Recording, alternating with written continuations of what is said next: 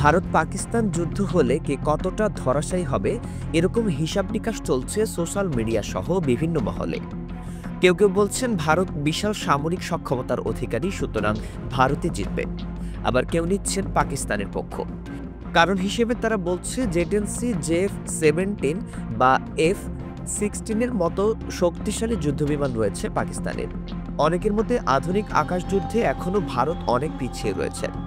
বিশেষ করে চীনের তৈরি জেটেন্সি JF-17 এবং F-16 মতো শক্তিশালী পাকিস্তানি যুদ্ধবিমানগুলির সামনে ভারতের পুরনো মডেলের মিগ যুদ্ধবিমান প্রায় অকার্যকর। আর এই বিষয়টি এখন ভারতের প্রতিরক্ষা বিশ্লেষকদের মধ্যে চরম আতঙ্কের কারণ হয়ে দাঁড়িয়েছে। যদিও ভারত অস্ত্রের সংখ্যায় পাকিস্তান থেকে এগিয়ে, কিন্তু গুণ এবং ক্ষমতায় অনেক পিছিয়ে রয়েছে। বিশেষ করে যুদ্ধবিমানগুলির সক্ষমতায় পাকিস্তানকে টেক্কা দিতে ভারতকে অনেক পরিশ্রম করতে হবে বলে মনে করেন নিরাপত্তা বিশ্লেষকরা। ভারতের হাতে তেজস যুদ্ধবিমান সহ কিছু স্থানীয়ভাবে তৈরি যুদ্ধবিমান থাকলেও দেশের আকাশ প্রতিরক্ষার মূল শক্তি হবে রাফাল যুদ্ধবিমান। ফ্রান্স থেকে ভারত ৩৬টি চতুর্থ প্রজন্মের রাফাল যুদ্ধবিমান নিয়েছিল। তবে ভারতের রাফাল যুদ্ধবিমানকে ধ্বংস করতে চীনের জেটেন্সির যুদ্ধবিমান একটি গুরুত্বপূর্ণ অস্ত্র হিসেবে কাজ করতে পারে।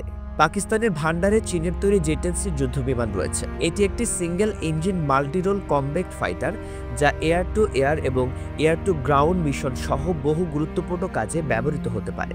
এই বিমানের আকাশ প্রতিরক্ষা প্রযুক্তি এবং রাডার সিস্টেম অত্যন্ত উন্নত। এটির মাধ্যমে আক্রমণের জন্য অত্যাধুনিক অস্ত্র বহন করা সম্ভব। জটিল যুদ্ধে রাফালের চেয়ে বহুগুণ বেশি কার্যকরী এই চীনা যুদ্ধবিমান। আর ওজনে রাফাল প্রায় 10,000 কেজি। অপরদিকে জেটেন্সি যুদ্ধবিমান মাত্র 5,500 কেজি ওজনের, যা গতিতে অনেক এগিয়ে। রাফাল যেখানে ঘন্টায় সর্বোচ্চ 1912 কিলোমিটার গতি অর্জন করতে পারে, জেটেন্সি বিমান প্রায় 2,500 কিলোমিটার পর্যন্ত উঠতে সক্ষম। ভারতের বিমান বাহিনী বিপজ্জনক কোনো পরিস্থিতির জন্য যে একেবারেই প্রস্তুত নয়, এমন সতর্কবার্তা বেশ কয়েক মাস ধরেই আসছে। ভারতের হাতে 30টিরও বেশি রাফাল যুদ্ধবিমান আছে, কিন্তু সেগুলোর সবই পাকিস্তানের বিরুদ্ধে মোতায়েন করা সম্ভব নয়।